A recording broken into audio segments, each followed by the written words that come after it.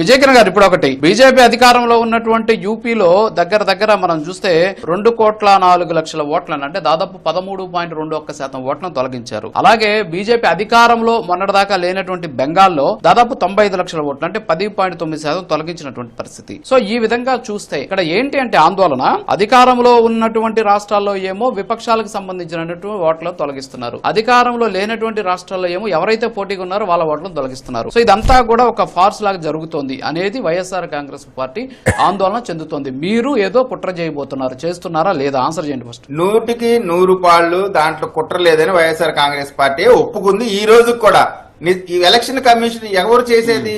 ఈ సర్ అనే ప్రక్రియను, SIR అనేటువంటి దాన్ని ఎవరు చేస్తారు? కేంద్ర ఎన్నికల సంఘం పర్యవేక్షణలో వారి గైడ్ లైన్స్ ప్రకారం వాళ్ళు చేస్తున్నటువంటి పరిస్థితిలో వైఎస్ఆర్ కాంగ్రెస్ పార్టీ ఆందోళన చెందితే ఎక్కడికి వెళ్లాలా? ఒకటి ఎలక్షన్ కమిషన్ ఆఫ్ ఇండియా మీదన్నా వాళ్ళు పోరాటం చేయాలా, లేదా ఆఫీస్కి వెళ్ళినా సరే, ఢిల్లీ వెళ్ళినా సరే పోరాటం చేయాలా, లేదా సుప్రీంకోర్టు కన్నా వెళ్ళాలా? ఈ రెండు ప్రదేశాలకు వెళ్లకుండా ప్రతిపక్ష పార్టీలు ఒకళ్ళు ఇద్దరు ఏదో మాట్లాడితే దాన్ని పట్టుకొని వీళ్ళు వెళ్తా ఉన్నారంటే వీళ్ళ కనీసమైనటువంటి ఎజెండా కూడా లేనటువంటి పరిస్థితి. ఇప్పుడు SIR లో జరిగేటువంటి దాంట్లో చనిపోయిన వాళ్ళు, డూప్లికేషన్స్ లేదు మైగ్రేట్ అయిన వాళ్ళు, వీళ్ళందరివి కూడా తీసేస్తున్నటువంటి పరిస్థితి.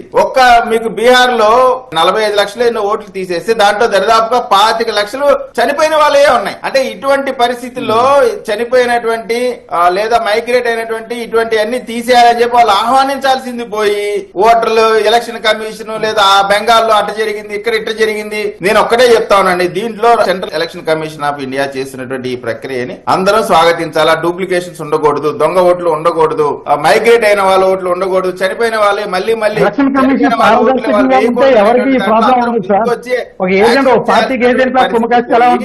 దానన్నిటికీ భయపడతా ఉన్నారంటే వీళ్ళకి. ఎందుకంటే వాళ్ళు చేసినటువంటి, మీకు ఇందాకే చూపించా ఒక వీడియో, అలాంటివి ఎన్ని రకాలైనటువంటి జిమ్మిక్కులు ఆల్రెడీ చేశారు అనేటువంటి భయం ఉంది. కాబట్టి ఆ భయానికి కోయిల ముందే కూస్తా ఉంది.